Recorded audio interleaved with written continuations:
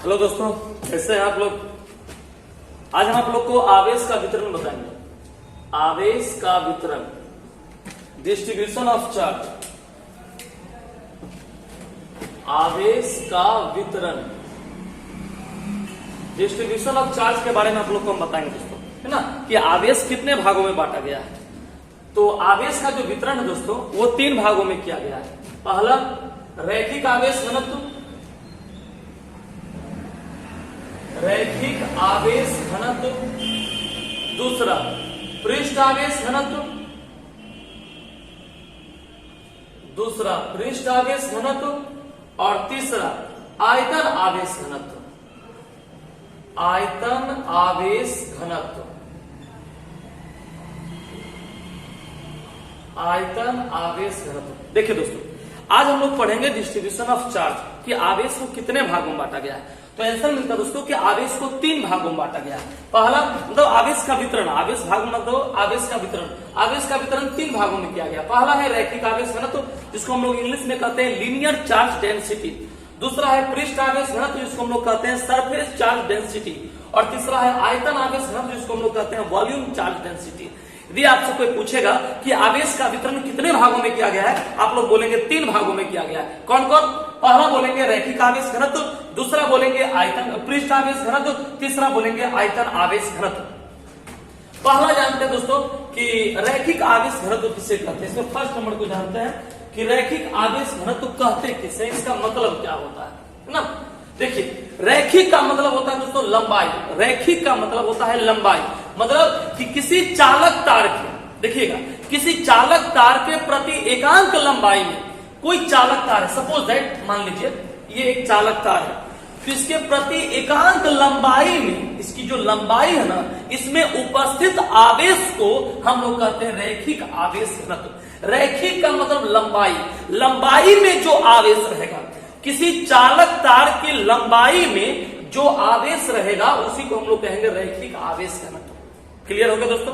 मतलब एक बात दिमाग में बैठा लीजिए कि रैखिक आवेश घनत्व या लीनियर चार्ज डेंसिटी, इसका मतलब क्या होता है। सिंपल सी बात है कि कोई चालक तार है, मान लीजिए कोई तार है जिसकी लंबाई कुछ भी हो सकती है, मान लीजिए इसकी लंबाई कुछ भी हो सकती है। अब इस लंबाई में, इस चालक तार की लंबाई में जो आवेश होगा, उसी को हम लोग कहेंगे रैखिक आवेश घनत्व। तो यदि आपसे कोई पूछेगा दोस्तों कि आवेश का वितरण कितने भागों में किया गया है, क्या बोलेंगे? 3। पहला क्या बोलेंगे? रैखिक आवेश घनत्व, दूसरा पृष्ठ आवेश घनत्व, तीसरा आयतन आवेश घनत्व। क्लियर। अब आपसे कोई पूछेगा कि रैखिक आवेश घनत्व किसे कहते हैं, कहिएगा कि किसी चालक तार के प्रति एकांक लंबाई में, देखिए, किसी चालक तार के प्रति एकांक लंबाई में उपस्थित आवेश को हम लोग कहते हैं रैखिक आवेश घनत्व। क्लियर। जिसे हम लोग सिंबल करते हैं लैम्डा से। किससे सिंबल करते हैं दोस्तों? लैम्डा से। लैम्डा का फार्मूला होता है lambda equal to Q by L. देखिए, बस आप लोग रिवाइजिंग करते चलिएगा दोस्तों, है ना। हम आपको इसीलिए पढ़ा रहे हैं कि आप लोग बस रिवाइजिंग करते चलिए, दिमाग में बैठते रहिए, है ना। आपको याद करने की उतने पड़े, याद हम करवा रहे हैं दोस्तों आपको। यदि आपसे पूछ दिया रैखिक आवेश घनत्व किसे कहते हैं, दिमाग में आ गया हो, रैखिक मतलब लंबाई, लंबाई में जो आवेश होगा उसे क्या कहेंगे? रैखिक आवेश घनत्व। इसको बढ़िया से क्या बोलेंगे कि किसी चालक तार के एकांक लंबाई में उपस्थित आवेश को रैखिक आवेश घनत्व कहते हैं, जिसे सूचित किससे करते हैं? लैम्डा से। लैम्डा का फार्मूला क्या हो गया? Q by L. Lambda equal to Q by L. Clear हो गया, है ना। अब इसका जान लेते हैं यूनिट क्या होगा दोस्तों। यूनिट देखिए, क्यू माने चार्ज, चार्ज मतलब आवेश। आवेश का यूनिट क्या होता है दोस्तों? कूलाम। और एल मतलब लेंथ, लेंथ मतलब लंबाई, लंबाई का यूनिट क्या होता है दोस्तों? मीटर। तो इसका ऐसा यूनिट क्या हो गया? कूलाम पर मीटर। ठीक है। देखिए, रैखिक आवेश घनत्व को सूचित किससे करते हैं? लैम्डा से। लैम्डा का फार्मूला क्या हो गया? Q by L. इसका यूनिट क्या हो गया? कूलाम पर मीटर। यूनिट क्या हो गया? कूलाम पर मीटर। क्लियर है दोस्तों। इसका यूनिट क्या हो गया? कूलाम पर मीटर। ठीक है। अच्छा, इसका यूनिट तो क्लियर हो गया दोस्तों। अब इसका dimension formula, dimension formula, dimension formula जो होता है दोस्तों, देखिए, कूलाम, कूलाम, कूलाम का आपको हम कल भी सिखाया था दोस्तों, आप पिछले क्लास से वीडियो देखिएगा। कूलाम का होता है AT। चार्ज का डायमेंशन होता है 80 और लेंथ का हो जाता है L। क्लियर है? लेंथ का डायमेंशन क्या होता है? L। नीचे प्लस, ऊपर गया तो माइनस, L इनवर्स 80। हो गया दोस्तों? क्लियर हो गया ना? है ना? तीन चीज देखिए आपको याद करनी है। पहला, यदि आपसे पूछेगा कि आवेश का वितरण कितने भागों में किया गया, डिस्ट्रीब्यूशन ऑफ चार्ज कितने टाइप्स के होते हैं? 3। क्या बोलेंगे? पहला रैखिक आवेश घनत्व, दूसरा क्या बोलेंगे? पृष्ठ आवेश घनत्व, तीसरा क्या बोलेंगे? आयतन आवेश घनत्व। यदि आपसे पूछता है कि रैखिक आवेश घनत्व किसे कहते हैं, क्या बोल दिएगा? कि किसी भी चालक तार के, देखिए किसी चालक तार के, कोई तार है उसकी लंबाई में उपस्थित आवेश को हम लोग क्या बोलते हैं? रैखिक आवेश घनत्व। इसका सिंबल क्या होता है दोस्तों? लैम्डा। लैम्डा का फॉर्मूला Q/L। इसका यूनिट क्या हो गया? कूलाम पर मीटर। इसका डायमेंशन क्या होगा दोस्तों? तो L इनवर्स 80। क्लियर है सब लोग को? जो लोग नहीं पढ़े हैं वो लोग उतार लीजिएगा, है ना? और जो लोग पढ़ लिए तो हम लोग रिविजन कर रहे हैं, तो जल्दी जल्दी पढ़ के आगे बढ़ जाएंगे। दूसरा है दोस्तों पृष्ठ आवेश घनत्व। पृष्ठ आवेश घनत्व क्लियर है? पृष्ठ आवेश घनत्व किसे कहते हैं? पृष्ठ आवेश घनत्व जानिएगा दोस्तों। देखो बड़ा सिंपल है, रैखिक माने लंबाई में जो आवेश था उसे रैखिक आवेश घनत्व का है। अब पृष्ठ माने एरिया, सरफेस एरिया, मतलब कि किसी चालक तार के, मेरी बात समझेंगे, कोई चालक तार है दोस्तों, किसी चालक तार के प्रति एकांक क्षेत्रफल में, है ना, या प्रति एकांक अनुप्रस्थ काट के क्षेत्रफल में, दोनों बोल सकते हैं। किसी चालक के, कोई चालक तार है, किसी चालक के प्रति एकांक क्षेत्रफल में उपस्थित आवेश को पृष्ठ आवेश घनत्व कहते हैं। याद हो गया सब लोग को? बोल सकते हैं एक बार, बोलिए तो बढ़ते बोलिएगा। किसी चालक के प्रति एकांक क्षेत्रफल में उपस्थित आवेश को क्या बोलते हैं? पृष्ठ आवेश घनत्व। सब लोग बोलिएगा ना? एक बार फिर से बोलिए, क्या बोलिएगा? किसी चालक के प्रति एकांक क्षेत्रफल में उपस्थित आवेश को पृष्ठ आवेश घनत्व कहते हैं ना, जिसे सिंबल करते हैं दोस्तों सिग्मा से, है ना? किससे शुरू करते हैं दोस्तों? सिग्मा से। इसे किससे शुरू करते हैं? सिग्मा से। सिग्मा का फॉर्मूला होता है Q/A। देखते हैं ना दोस्तों, है ना? उसका फॉर्मूला क्या था? Q/L। यदि रैखिक रहेगा तो Q/L, यदि पृष्ठ आ गया तो एरिया आ गया, तो एरिया का फॉर्मूला Q/A। क्लियर? यदि आपसे पूछेगा पृष्ठ आवेश घनत्व किसे कहते हैं, एक बार मेरे साथ बोलिए तो सब लोग, है ना? किसी चालक के प्रति एकांक क्षेत्रफल में उपस्थित आवेश को हम लोग क्या कहते हैं? पृष्ठ आवेश घनत्व कहते हैं, जिसे सूचित किससे करते हैं? सिग्मा से। सिग्मा बराबर Q/A। क्लियर हो गया? अच्छा, इसका यूनिट निकालिए, तो यूनिट निकालिए।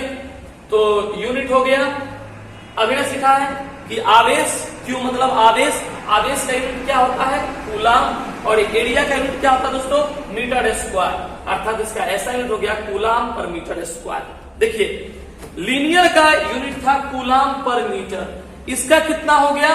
कूलाम पर मीटर स्क्वायर। तो बता दो आने वाला है वॉल्यूम, उसका यूनिट क्या हो जाएगा? कूलाम पर मीटर क्यूब। देखिए इसी तरह से आपको याद करना है, लीनियर है कूलाम पर मीटर, सरफेस है कूलाम पर मीटर स्क्वायर, वॉल्यूम है कूलाम पर मीटर क्यूब। तो वॉल्यूम पर तो हम आने वाले हैं, बाद में बात करेंगे उस पर। यूनिट हो गया कूलाम पर मीटर स्क्वायर। अब बच गया डायमेंशन, डायमेंशन बच गया दोस्तों, है ना?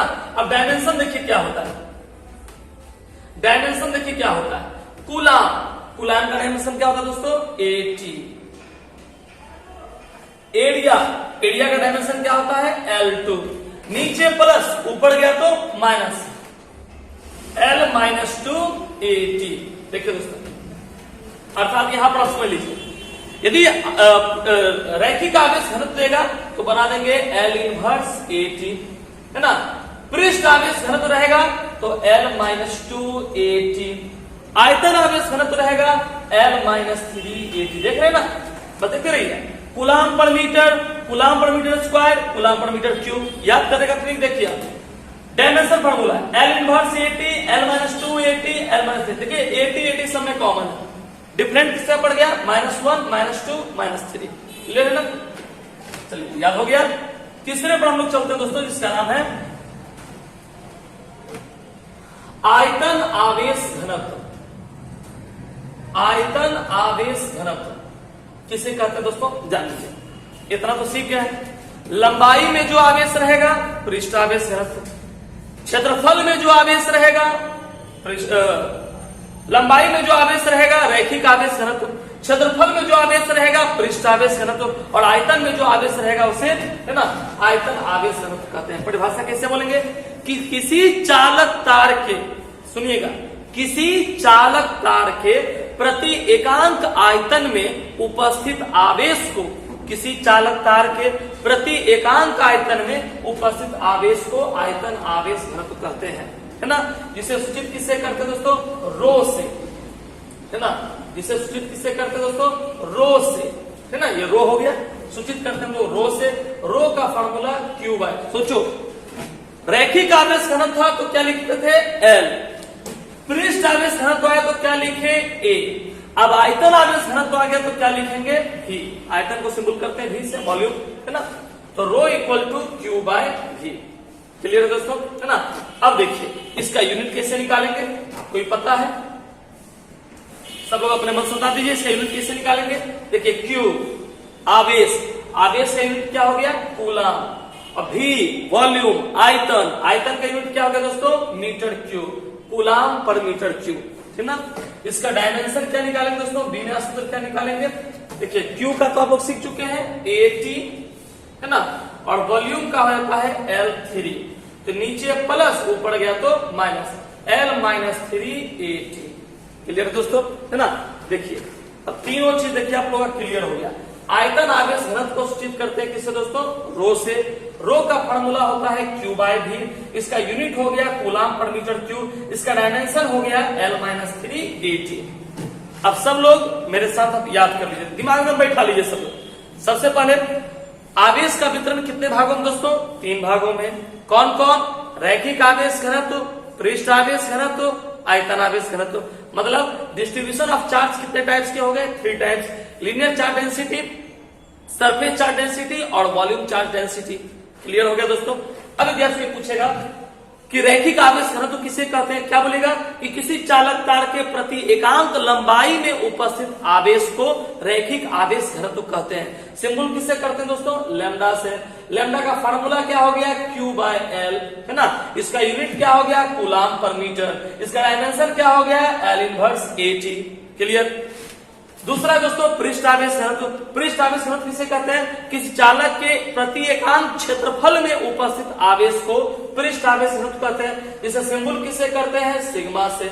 इसका फार्मूला क्या हो गया, sigma equal to Q by A, है ना। इसका यूनिट क्या हो गया, कूलम पर मीटर स्क्वायर, और इसका डायमेंशन क्या हो गया, L-2AT। तीसरा क्या बच गया, आयतन आवेश घनत्व किसे कहते हैं, किसी चालक के एकांक आयतन में, किसी चालक के प्रति एकांक आयतन में उपस्थित आवेश को क्या कहते हैं दोस्तों, आयतन आवेश घनत्व, है ना। सिंबल किससे करते हैं, रो से। रो का फॉर्मूला क्या होता है, क्यू बाय भी। इसका यूनिट क्या हो गया, कूलम पर मीटर क्यूब। इसका बीमा क्या हो गया, L-3AT। तीनों चीज क्लियर हो गया दोस्तों, है ना। अब चलते हैं हम लोग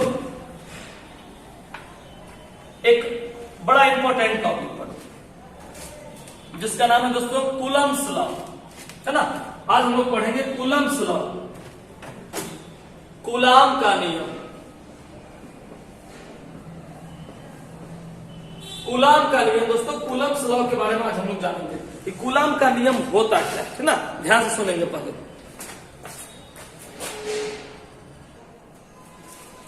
चलिए दोस्तों, तो हम लोग जानते हैं कूलम का नियम, है ना। ऐसे इसके नाम में बड़ा कंफ्यूजन है, कहीं कहीं आप देखेंगे कूलम, कहीं कहीं पर आप कूलम भी लिखते हुए देखेंगे, कूलम, है ना।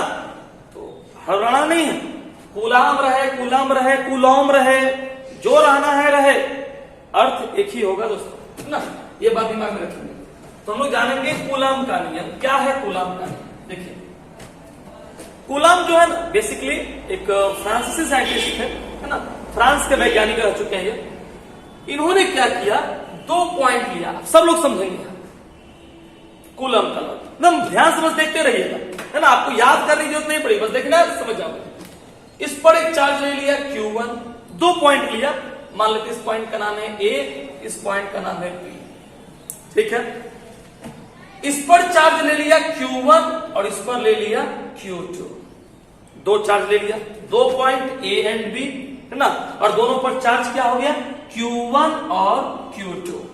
ठीक है, मान लेते हैं दोनों के बीच का डिस्टेंस कितना है, R। समझना दोस्तों, कूलम जो है ना, दो पॉइंट लिया A और B, दोनों के बीच दो चार्ज भी ले लिया, इस पर ले लिया Q1, इस पर ले लिया Q2, क्योंकि दो पॉइंट है तो सीधी सी बात है दोनों पर चार्ज डिफरेंट डिफरेंट ही होगा, है ना, इस पर Q1, इस पर Q2 हो गया। अब देखिए दोस्तों, अब नियम कहता है कि इस दोनों चार्ज के बीच ना, दोनों चार्ज के बीच एक फोर्स लग रहा है F। इस दोनों चार्ज के बीच देखिए एक चीज कंफर्म नहीं है कि ये प्लस है या ये माइनस है, ये कंफर्म कूलम नहीं किया। एक बात जान लेंगे, कूलम लॉ ने ये कंफर्म नहीं किया कि ये प्लस है और ये माइनस है। उसने ये बोला है कि दो भिन्न भिन्न टाइप्स का चार्ज है, एगो मान लेते हैं Q1, एगो मान लेते हैं Q2। क्लियर है?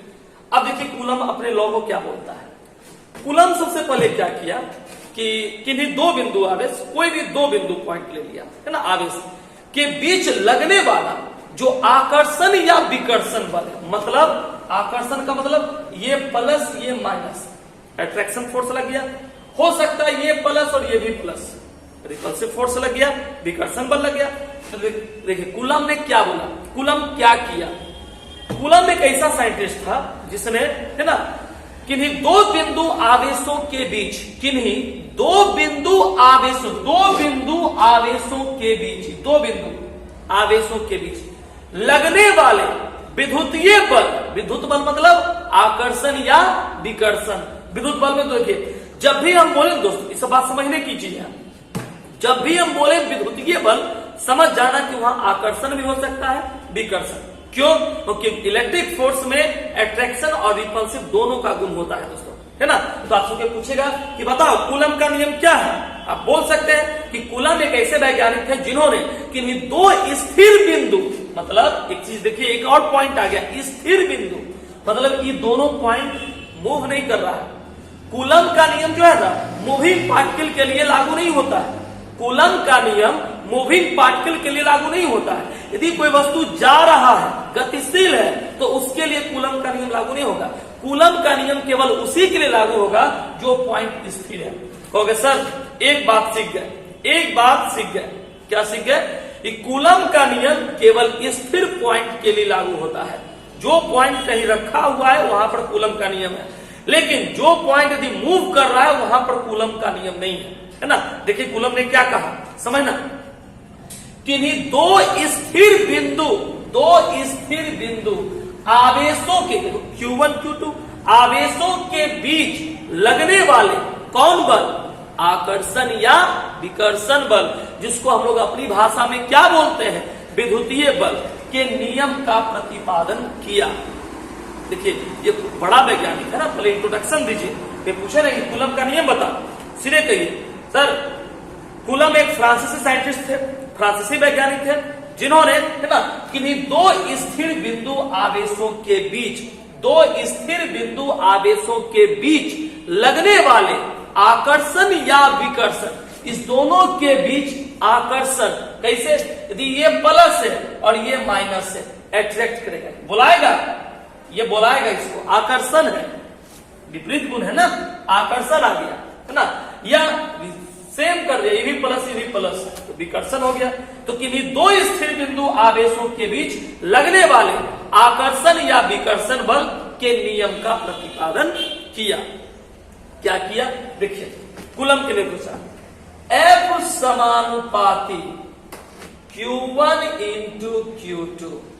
देखिए कूलम्स लॉ, F समानुपाती Q1 into Q2, इसको इक्वेशन फर्स्ट मान लेंगे, और F समानुपाती 1/r², इसको इक्वेशन सेकंड। ये देखिए यही दो लाइन कूलम ने बोला था, यही कूलम्स लॉ है।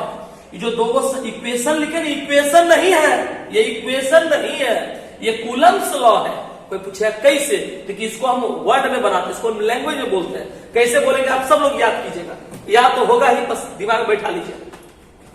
देखिए क्या बोला, किन्हीं दो स्थिर बिंदु आवेशों के बीच, मेरी बात समझिए, किन्हीं दो स्थिर बिंदु आवेशों के बीच लगने वाला कौन बल, आकर्षण या विकर्षण बल, जिसके जगह हम बोल सकते हैं विद्युतीय बल।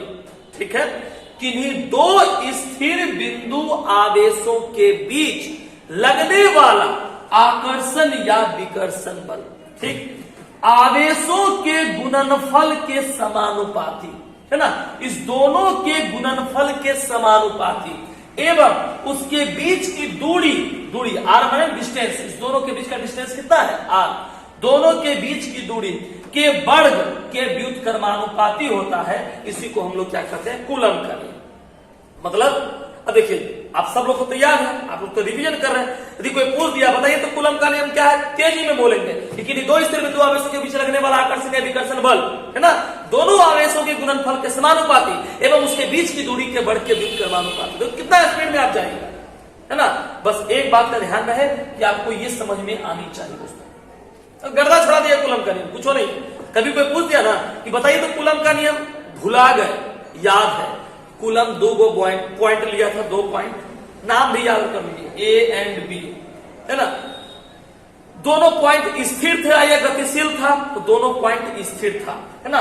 मतलब किन्हीं दो स्थिर बिंदु आवेश, देखिए किन्हीं दो स्थिर बिंदु आवेशों के बीच लगने वाला आकर्षण या विकर्षण बल, लगने वाला आकर्षण, देखो आकर्षण बोलने का मतलब जैसे बोले ना आकर्षण समझना, ओ सर जी एक प्लस एक माइनस आकर्षण।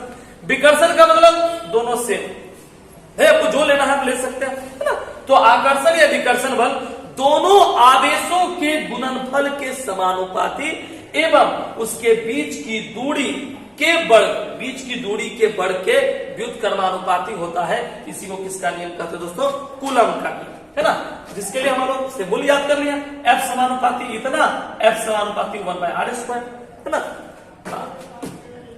इक्वेशन फर्स्ट एंड सेकेंड, समीकरण 1 एवं 2 से दोनों को मिला दिए दोस्तों। F समानुपाती Q1 इंटू Q2 बटे r², F समानुपाती Q1 Q2 बटे r²। अब क्या करेंगे दोस्तों, समानुपाती के बदले मान लेते हैं, कुछ वैल्यू मान लेते हैं, समानुपाती के बदले ना कुछ मान लेते हैं। तो मान लेते हैं K, F इक्वल टू समानुपाती में K, Q1 इंटू Q2 बटे r²। देखिए जहां K क्या लिख देंगे, जहां K एक समानुपातिक नियतांक है, जहां K एक समानुपातिक नियतांक है, इसका मान भी पुट कर देंगे दोस्तों है ना। चलिए जहां K एक समानुपातिक नियतांक है, इस K का मान रख लीजिए। F बराबर K का वैल्यू होता है दोस्तों 1/4πε0 Q1 Q2 बटे r²। देखिए दोस्तों कुछ नहीं किया, बड़ा सिंपल है, आप सब लोग याद कर लीजिएगा। F समानुपाती Q1 Q2 क्लियर, F समानुपाती 1/r², क्लियर।